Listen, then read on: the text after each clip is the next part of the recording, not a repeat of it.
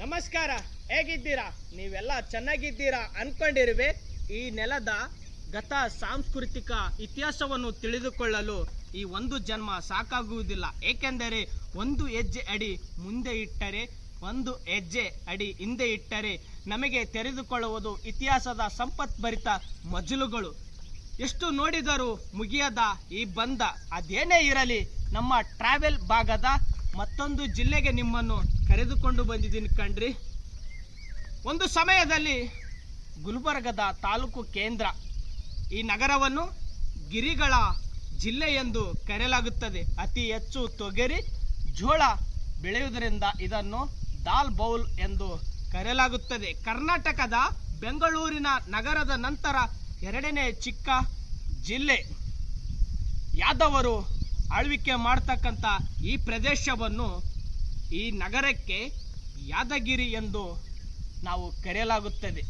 ಹಾಗಾದರೆ ಈ ಯಾದಗಿರಿಯ ಇಂಥ ವೈಭವಯುತ ಸಾಂಸ್ಕೃತಿಕವನ್ನು ಹೊಂದಿರುವ ನಮ್ಮ ಕರ್ನಾಟಕದ ಚಿಕ್ಕ ಜಿಲ್ಲೆ, ಶೈಕ್ಷಣಿಕವಾಗಿ ಹಿಂದುಳಿದಿದ್ದರೂ ಆರ್ಥಿಕತೆಯಲ್ಲಿ ತೀವ್ರ ಪ್ರಗತಿಯಲ್ಲಿರುವ ಈ ನಮ್ಮ ಯಾದಗಿರಿ ಜಿಲ್ಲೆಯನ್ನು ಒಂದ್ಸಲ ನೋಡ್ಕೊಂಡು ಬರೋಣ ಬನ್ನಿ ಅಲ್ಲ.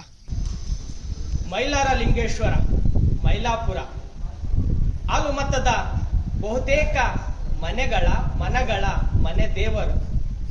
ವಿವಿಧ ಕ್ಷೇತ್ರಗಳಲ್ಲಿ 77 ಮೈಲಾರ ಲಿಂಗೇಶ್ವರ ಕ್ಷೇತ್ರಗಳಲ್ಲಿ ಕೊನೆ ಕ್ಷೇತ್ರ ಯಾವುದು ಗೊತ್ತಾ? ಇದೇ ನಮ್ಮ ಪವರ್ಫುಲ್ ಮೈಲಾರ ಲಿಂಗೇಶ್ವರ. ಪ್ರತಿ ವರ್ಷ ಮಕರ ಸಂಕ್ರಮಣದಂದು ನಡೆಯುವ ನಂಬಿಕಸ್ತ ಕಾಣಿಕೋತ್ಸವದಲ್ಲಿ, ಈ ಕಾಣಿಕೋತ್ಸವಕ್ಕೆ ಈ ನಾಡಿನ ಅಷ್ಟೇ ಅಲ್ಲದೆ ಮಹಾರಾಷ್ಟ್ರ, ತೆಲಂಗಾಣ, ಆಂಧ್ರದ ಭಕ್ತಾದಿಗಳನ್ನು ಹೊಂದಿರುವ ಭಂಡಾರ ನೆಲೆಬಿದು. ಅದುವೇ ನಮ್ಮ ಪುಣ್ಯ ಕ್ಷೇತ್ರ ಮೈಲಾರ ಲಿಂಗೇಶ್ವರ. ಇದು ಮೈಲಾರ ಲಿಂಗೇಶ್ವರನ ಕ್ಷೇತ್ರ. ಬನ್ನಿ ಹಾಗಾದರೆ ಈ ನಮ್ಮ ಭಂಡಾರದ ಈ ತಾಣವನ್ನು ನಾವು ನೋಡ್ಕೊಂಡು ಬರೋಣ.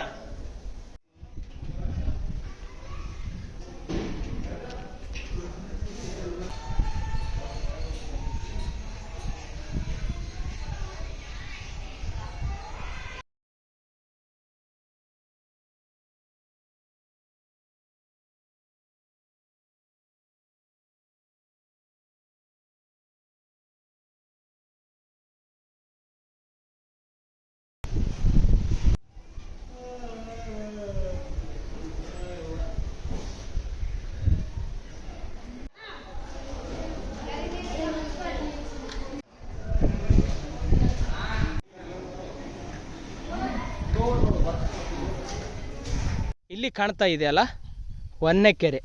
ಬರುವ ಭಕ್ತಾದಿಗಳು ಈ ಕೆರೆಯಲ್ಲಿ ಪುಣ್ಯ ಸ್ನಾನ ಮಾಡಿ ದೇವರ ದರ್ಶನಕ್ಕೆ ಹೋಗುವರು.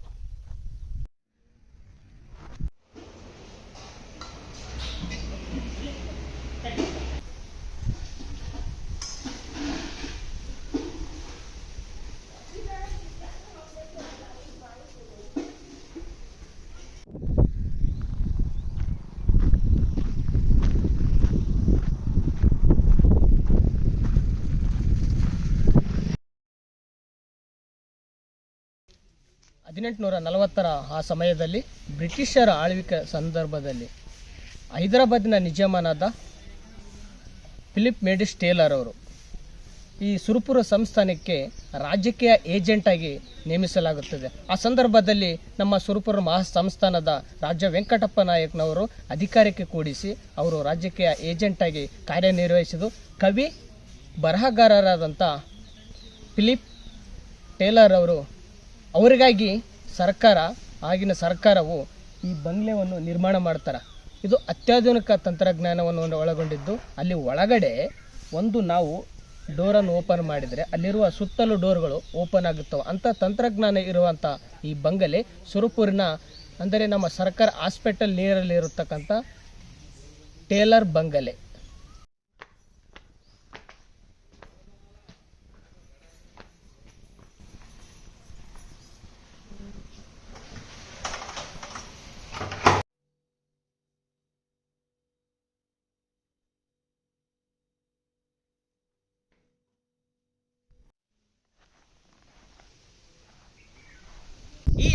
ಜಿಲ್ಲೆಯ ತಾಲೂಕುಗಳು ಯಾದಗಿರಿ, ಶಹಾಪುರ, ಸುರಪುರ, ಹುಣಸಗಿ, ಗುರುಮಿಠಕಲ್ ಹಾಗೂ ವಡಗೇರ ಈ ಜಿಲ್ಲೆಯ ಪ್ರಮುಖ ತಾಲೂಕುಗಳು.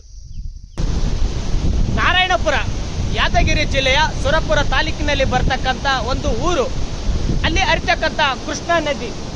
ಭಾರತದಲ್ಲಿ 3 ಉದ್ದವಾದ ನದಿಗಳಲ್ಲಿ ಈ ನಮ್ಮ ಕೃಷ್ಣಾ ನದಿ ಒಂದು. ಹಾಗಾದರೆ ಇನ್ನು 2 ಉದ್ದವಾದ ನದಿಗಳು ಯಾವಪ್ಪ ಅಂದರೆ ಗೋದಾವರಿ ಮತ್ತು ಗಂಗಾ ನದಿ. ನಂತರ ನಮ್ಮ ಕೃಷ್ಣಾ ನದಿಯು ಭಾರತದಲ್ಲಿ 3 ಉದ್ದವಾದ ನದಿಗಳಲ್ಲಿ ಈ ನಮ್ಮ ಕೃಷ್ಣಾ ನದಿ ಒಂದು. ನಮಗೆ ಗೊತ್ತಿರುವಂತೆ ಈ ನಮ್ಮ ಕೃಷ್ಣಾ ನದಿಯು ಮಹಾರಾಷ್ಟ್ರದ ಮಹಾಬಲೇಶ್ವರಲ್ಲಿ ಹುಟ್ಟುತ್ತದೆ. 1400 ಕಿಲೋಮೀಟರ್ ಹರಿದು ಅನೇಕ ಉಪನದಿಗಳನ್ನು ಸೃಷ್ಟಿ ಮಾಡುತ್ತದೆ. ಹಾಗಾದರೆ ಆ ಉಪನದಿಗಳು ಭೀಮಾ, ಮಲಪ್ರಭಾ, ಘಟಪ್ರಭಾ ಹಾಗೂ ಮೂಸಿ ನದಿಗಳು ಈ ನಮ್ಮ ಕೃಷ್ಣಾ ನದಿಯ ಉಪನದಿಗಳಾಗಿವೆ.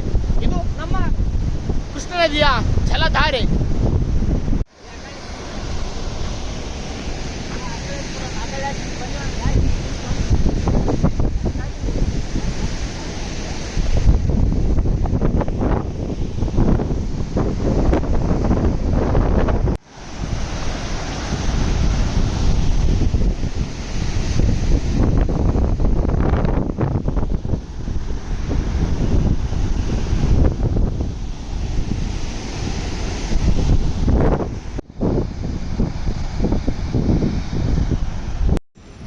ಈ ಅರಮನೆಯ ಸುರಪುರ ರಾಜ ವೆಂಕಟಪ್ಪ ನಾಯಕನವರ ಅರಮನೆಯಾಗಿದೆ.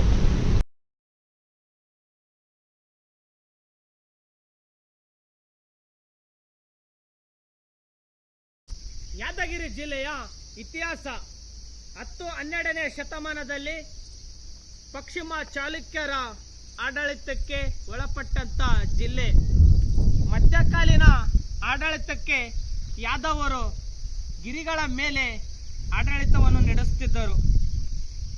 ನಂತರ ಕಲ್ಯಾಣದ ಚಾಲುಕ್ಯರು, ಕಾಕತೀಯರು, ಚೋಳರು, ಬಿಜಾಪುರದ ಆದಿಲ್ ಶಾಗಳು, ಬಹುಮನಿ ಸುಲ್ತಾನರು ಮತ್ತು ನಿಜಾಮಗಳ ಆಡಳಿತಕ್ಕೆ ಒಳಪಟ್ಟಂತ ಐತಿಹಾಸಿಕ ಸ್ಥಳ ಈ ಯಾದಗಿರಿ.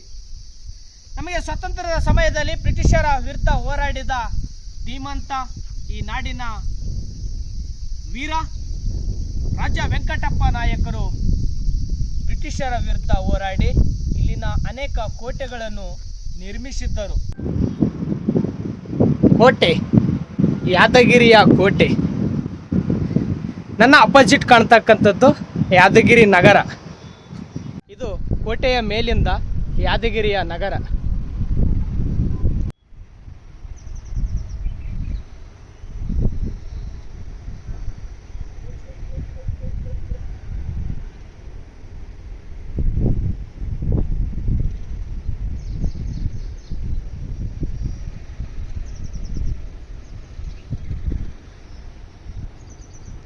ರಕ್ಷಣೆಗಾಗಿ ನೆಕ್ಸ್ಟ್ ಆಹಾರ ಧಾನ್ಯಗಳ ಸಂಗ್ರಹಕ್ಕಾಗಿ ನೆಕ್ಸ್ಟ್ ಯುದ್ಧಗಳ ಶಸ್ತ್ರಾಸ್ತ್ರಗಳನ್ನು ರಕ್ಷಣೆ ಇಡೋದಕ್ಕಾಗಿ ಅನೇಕ ಕೋಟೆಗಳನ್ನು ನಮ್ಮ ಮಹಾರಾಜರುಗಳು ಕಟ್ಟಿರ್ತಾರೆ.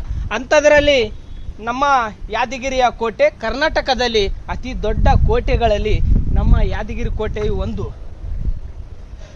ಪಶ್ಚಿಮದ ಚಾಲುಕ್ಯರು ಈ ಕೋಟೆಯನ್ನು ನಿರ್ಮಾಣ ಮಾಡ್ತಾರ. ಮುಂದೆ ಯಾದಗಿರಿ ಕೋಟೆಯು ಯದುವಂಶಕ್ಕೆ ಆಡಳಿತಕ್ಕೆ ಸೇರ್ಪಡೆಗೊಳ್ಳುತ್ತಾ ಇದರೊಳಗಡೆ 5 ಶಾಸನಗಳನ್ನು ಕೆತ್ತಿಸಲಾಗಿದೆ.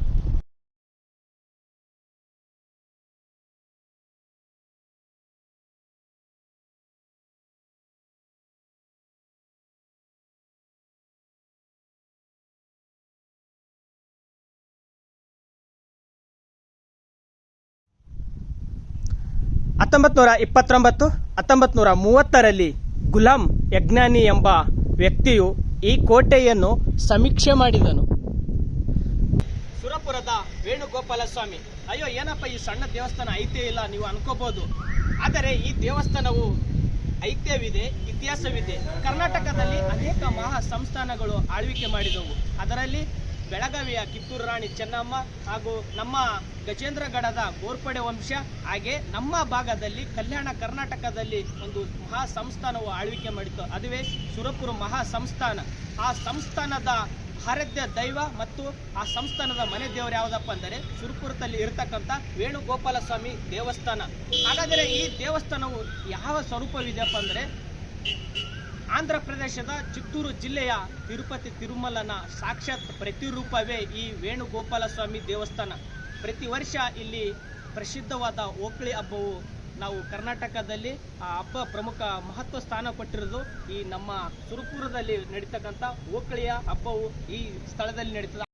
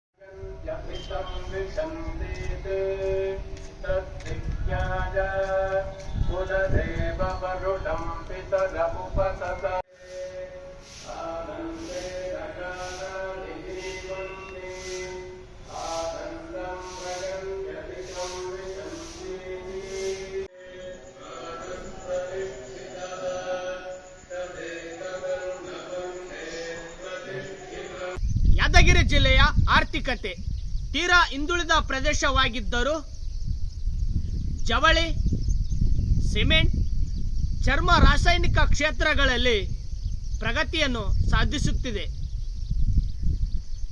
ಈ ಜಿಲ್ಲೆಯ ಹಿರೇತುಮಕೂರು ಗ್ರಾಮದ ಬಳಿ ಕೋರ್ ಗ್ರೀನ್ ಶುಗರ್ ಮತ್ತು ಫ್ಯೂಯಲ್ಸ್ ಲಿಮಿಟೆಡ್ ಇದು ಒಂದು ಸಂಯುಕ್ತ ಉದ್ಯಮವಾಗಿದ್ದು ಇಲ್ಲಿ ಸಕ್ಕರೆ, ಸಿಮೆಂಟ್, ರಾಸಾಯನಿಕ ಗೊಬ್ಬರಗಳನ್ನು ಉತ್ಪಾದಿಸಲಾಗುತ್ತಿದೆ. ತಿಂತಿಣಿ, ಗೋಗಿ ಮತ್ತು ದರ್ಶನ್ಪುರ ಇಲ್ಲಿ ಯುರೇನಿಯಂ ನಿಕ್ಷೇಪಗಳು ಕಂಡು ಬಂದಿವೆ. ಬೋಗಿ ಇದು ಭಾರತದ ರೈಲ್ವೆ ತಯಾರಿಕಾ ಘಟಕಗಳಲ್ಲಿ ಈ ಜಿಲ್ಲೆಯು ಒಂದು. ಇದು ಈ ಜಿಲ್ಲೆಯ ಚಿಕ್ಕ ಆರ್ಥಿಕತೆ. ಸುರಪುರ ಭೀಮಾ, ಕೃಷ್ಣ ನದಿಗಳ ಮಧ್ಯೆ ಇರುವ ಯಾದಗಿರಿಯ ಪ್ರಮುಖ ತಾಲೂಕುಗಳಲ್ಲಿ ನಮ್ಮ ಸುರಪುರ ತಾಲೂಕು ಒಂದು. ಈ ಸುರಪುರ ತಾಲೂಕು ಐತಿಹ್ಯವಾಗಿ ಸುರಪುರ ಮಹಾ ಸಂಸ್ಥಾನ ಆಳಿದ ಜಾಗ. ಇಲ್ಲಿ ರಾಜರು ಮತ್ತು ಇಲ್ಲಿನ ಸೈನಿಕರು ಓಡಾಡಿದ ನೆಲ ಮತ್ತು ಯಾದಗಿರಿಯ ಪ್ರಮುಖ ಐತಿಹಾಸಿಕ ಸ್ಥಳಗಳಲ್ಲಿ ಈ ಸುರಪುರ ಒಂದು. ಯಾದಗಿರಿ ಜಿಲ್ಲೆಯ ಜನಸಂಖ್ಯೆ, ಶಿಕ್ಷಣ ಮತ್ತು ಸಾಕ್ಷರತೆ 2011ರ ಸಮೀಕ್ಷೆಯಂತೆ ಇಲ್ಲಿರುವ ಜನಸಂಖ್ಯೆ 11,74,241. ಇಲ್ಲಿನ ಲಿಂಗಾನುಪಾತ 1000 ಪುರುಷರಿಗೆ 987 ಆಗಿದ್ದು, ಹಾಗಾದರೆ ಇಲ್ಲಿರುವ ಶಿಕ್ಷಣ ಸಂಸ್ಥೆಗಳು ಆನಂದ ವಿದ್ಯಾಲಯ, ಪ್ರಿಯದರ್ಶಿನಿ ಪ್ರೌಢ ಸಂಸ್ಥೆಗಳು. ಇಲ್ಲಿನ ಸಾಕ್ಷರತೆ ಪ್ರಮಾಣವು 51.83. ಬಸವ ಜಲಾಶಯ ಅಥವಾ ನಾರಾಯಣಪುರ ಡ್ಯಾಮ್ 1,06,000 ಕೃಷಿ ಭೂಮಿಗೆ ನೀರನ್ನು ಒದಗಿಸುವಂಥ ಈ ಡ್ಯಾಮ್ 1962ರ ಅಂದಿನ ಪ್ರಧಾನಿಯಾದ ಲಾಲ್ ಬಹದ್ದೂರ್ ಶಾಸ್ತ್ರಿ ಅವರು ಈ ಅಣೆಕಟ್ಟಿಗೆ ಅಡಿಪಾಯವನ್ನು ಹಾಕುವರು. ಹಾಗಾದರೆ ಈ ಅಣೆಕಟ್ಟಿನಿಂದ ಲಾಭ ಪಡೆಯುತ್ತಿರುವ ಜಿಲ್ಲೆಗಳು ಯಾವೆಂದರೆ ಯಾದಗಿರಿ, ಕಲಬುರಗಿ, ವಿಜಯಪುರ ಹಾಗೂ ಬಾಗಲಕೋಟೆಗಳು. ಇಲ್ಲಿ ಕಾಣತಕ್ಕಂಥ 22 ಸ್ಟಿಲ್ವೇ ಗೇಟ್ಗಳಿಂದ ನೀರನ್ನು ಹರಿಬಿಡಲಾಗುತ್ತದೆ.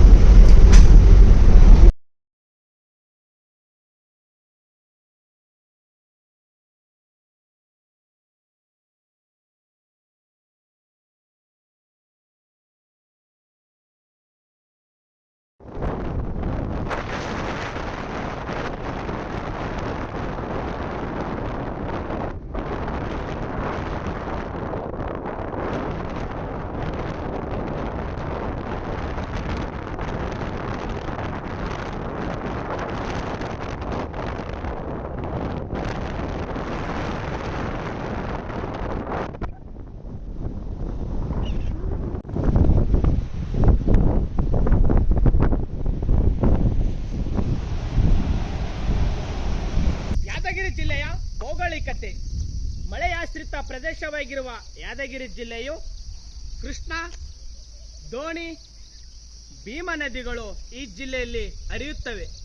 5234 ಚದರ ಕಿಲೋಮೀಟರ್ ವಿಸ್ತೀರ್ಣದಲ್ಲಿರುವ ಯಾದಗಿರಿ ಜಿಲ್ಲೆಯು ಎಲ್ಲಿ ನೋಡಿದರೂ ಕಲ್ಲಿನಿಂದ ಅಂದರೆ ನೈಸರ್ಗಿಕ ಬೆಟ್ಟಗಳು ನಿರ್ಮಾಣವಾಗಿರುವುದರಿಂದ ಈ ಜಿಲ್ಲೆಯನ್ನು ನಾವು ಇಲ್ಲಿ ಸಹ ನೋಡಿ ಕಲ್ಲಿನಿಂದ ನಿರ್ಮಿತವಾಗಿರುವ ಈ ಬೆಟ್ಟಗಳು, ಅದಕ್ಕೆ ಈ ಜಿಲ್ಲೆಯನ್ನು ನಾವು ಗಿರಿಗಳ ಜಿಲ್ಲೆ ಎಂದು ಕರೆಯಲಾಗುತ್ತದೆ.